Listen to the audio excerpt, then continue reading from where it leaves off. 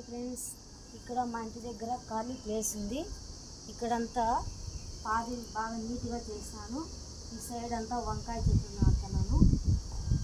ఆడ కరివేపాకు చెట్టు మొలిసింది, ఇక్కడ తెల్ల గిన్నెర చెట్టు మొలిసింది. ఇక్కడ ఆవాలు అన్నీ చల్లినాను, ఆవాలంతా మొలిసింది. ఇక్కడ టమాటా చెట్లు నాటినాను. ఇదంతా ఇది పనిగంటాకు ఇక్కడ నాటేసినాను. ఆడ బీర చెట్టు నాటినాను, ఆడ మునగ చెట్టు నాటినాను ఫ్రెండ్స్. ఇక్కడ కనకాంబరాల చెట్లు వేసినాను.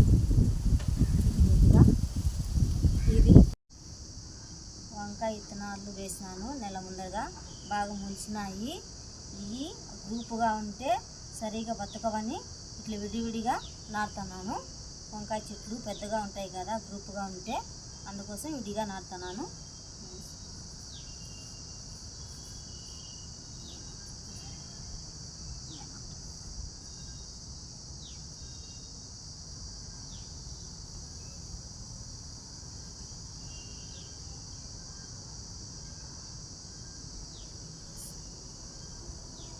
నీరు బాగా పెడుతున్నాను.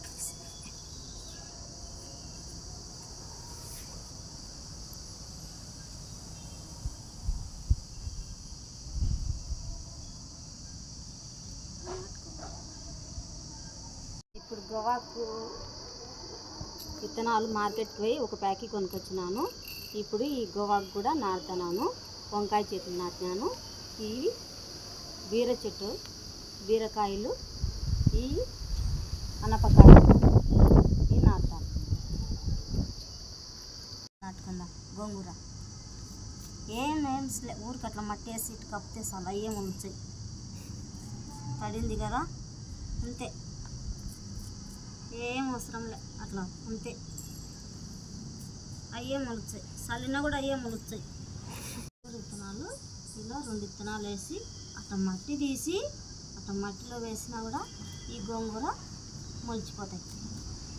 మొలిచినాక మళ్ళీ తర్వాత నీకు చూపించా, ఒక వారానికల్లా 4 రోజులకల్లా ఖచ్చితంగా మొలుస్తాయి బాగా నీట్గా. నాను అన్నీ గ్రూపుగా పడినాయి. ఇవి ఇడిగా నాటితే పెద్ద ముక్క వచ్చాది, ఇట్లే ఉంటే కనుక రాదు. ఈకి చూపిస్తాను.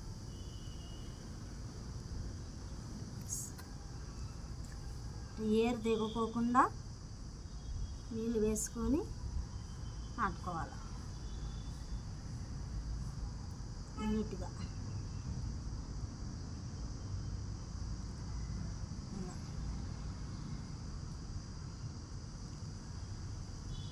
ఇలా మంచిది కాబట్టి ఊరికి ఇట్ట ఆయనతో గోకి నేను చెట్టు సన్న ఏరు కాబట్టి 2 పెడతాను.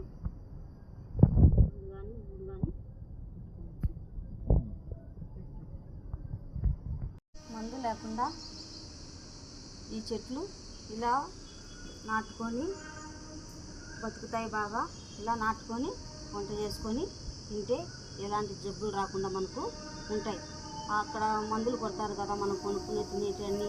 ఇది మందు కొట్టాం కదా మనము, అందుకోసము మందు కొట్టాం కదా మనము. ఇది మంచి టేస్టమైన కూరలు మంచిది. ఇలా నాటుకొని మీరు కూడా ఖాళీ స్థలం ఉంటే కనుక చేసుకొని తినండి.